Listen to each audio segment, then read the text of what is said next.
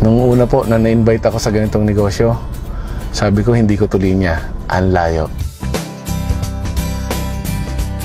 And sabi ko, misis ko na lang ang kailangan.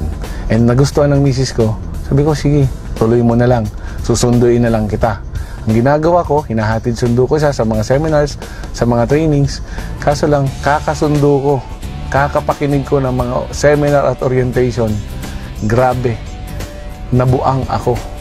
Sabi ko sa sarili ko, dito mababago yung buhay ko. Dito, magkakakotse ako. Dito, lahat ng pangarap ko makukuha. Pagsali ko po sa AIM Global, nagulat ako. Kala ko ganun kadali. Kala ko ganun kasimple. Kala ko lahat ng imbitahin ko sasali. And napakaswerte ko po. Ang dami kong kaibigang inimbita. Walang sumali. Sabi sa akin, ikaw na lang mauna. Sabi nung upline ko, karma-karma lang yan. Kasi ang tagal ko rin bago sumali. Grabe po. Sa sobra-sobra pong hirap, pagod, sakripisyo, hindi ko po alam na darating sa punto na mauubusan ka ng pamasahe. Yung lahat po palang sakripisyo na ginagawa mo, pabayaran, papalitan ng AIM Global. After 1 year na paghihirap, pagpapagod, nabigyan po ako ng bagong-bagong Honda Civic kulay black. Sunod na taon, Pajero na white. And ang maganda po nun, nabigay po sa akin yung mga pangarap ko na mag-travel ng libre. Pumunta ng Hong Kong, Singapore, Thailand, Malaysia, Asian Cruise, libre po lahat ng AIM Global.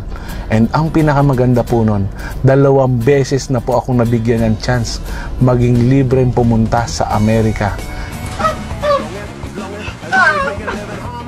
We're going to Las Vegas! To watch? To watch Manny Pacquiao! Siguro po kung hindi ko ginawa ang AIM Global, wala rin po ako ngayon. Engineer po ako. Yung tatrabahuhin ko ng 100 taon as engineer, sa 5 taon lang po binigay na sa akin ng AIM Global. After 5 years, hindi ko po pinangarap. Eto, mainit-init pa, H2 Hammer, na ilan lang po ang meron sa Pilipinas.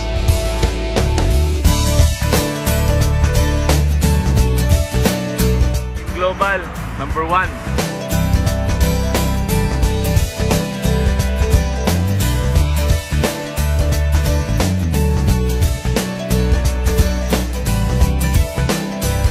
Grabe po talaga ang AIM Global.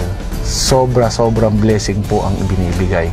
Sa AIM Global po, lahat posible.